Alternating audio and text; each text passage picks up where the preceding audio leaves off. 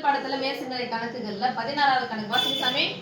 1/10/11 ஆனது 1/10/11 காட்டிலும் எவ்வளவு அதிகம்? நல்லா கவனிங்க. எவ்வளவு அதிகம். எவ்வளவு அதிகம் எவ்வளவு குறையும் வந்துச்சுனாவே கழித்தல் தான் போட போறோம்னு அர்த்தம். சரி, கணக்கா எப்படி எழுதலாம் அப்படின்னு சொன்னா 1/10/11 ஆனது புரியுதா? என்ன பண்ணோம்?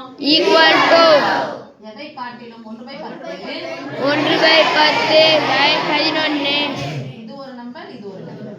இதுதான் தொகுதி, இதுதான் பகுதி. இது தொகுதி, இது பகுதி. எவ்வளவு அதிகம்? எவ்வளவுன்றது எனக்கு எவ்வளவுன்னு தெரியாது. அப்ப தெரியாத ஒண்ணு கொஸ்டின் மார்க் போடணும். என்ன போடலாம்? கொஸ்டின் மார்க் எவ்வளவு போட்டுக்கலாம்? அதிகமான குறி போடணும். எனக்கு இதுதானே வேணும், எவ்வளவு அதிகம் தானே வேணும். இது இங்கே வச்சுக்கலாமா? அதுக்கு முன்னாடி இதை எப்படி எதான்னு பாருங்க. ஏற்கனவே ஒரு விகிதமுறை எண்ணா இருக்கு. அந்த விகிதமுறை எண்ணு கூட ஒரு முழு எண் என்ன பண்றா வகுக்கிறாங்க. ரெண்டையும் சேர்த்தாவே விகிதமுறை எண்ணா கிடைக்கும். அப்போ இது எப்படி பதிலாம்? 1/10 இந்த வகுத்தலுக்கு பதிலா என்ன பண்ணலாம்? இதனுடைய தலைகீழ 11 தலைகீழ என்னது? நல்லா கவனி சாமி. இந்த பகுதி என்ன பண்ணிக்கணும்? பெருக்கணும். இந்த பகுதியா பெருக்கணும். என்ன சொல்றீங்க? 1/4 11 ஒரு 0.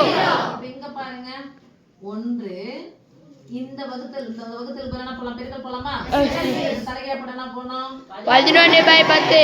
அதனாலதான் இதை எடுத்துட்டு போய் என்ன பண்ணணும்? இது கூட ஓர் 11 இங்க என்ன பிளஸ் கொஸ்டின் மார்க்கா? இதுல இருந்து இத கழிச்சிட்டா எனக்கு ஆன்சர் கிடைச்சிடும். அதான்.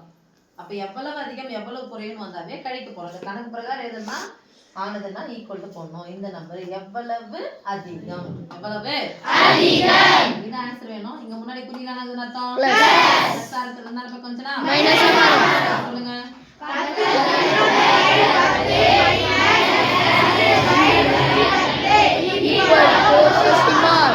எனக்கு ஆன்சர் எப்படி வரணும்? பிளஸ்ல வரணும்.